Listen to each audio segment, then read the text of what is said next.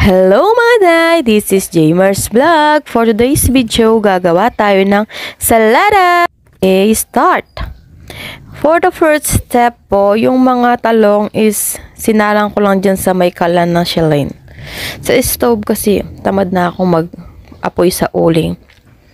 Tapos, sa isang lagayan, pagsama-samahin mo lang ang kamatis, sibuyas, siguro mga 5 pirasong kamatis, 2 pirasong sibuyas, 1 pirasong sili, si mga bata bawal manghang.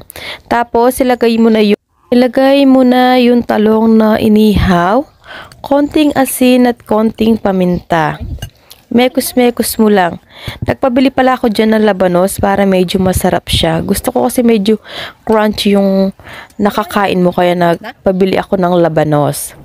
Ayan, isa to sa mga paborito ko na salada. Lalo na kung inihaw yung talong.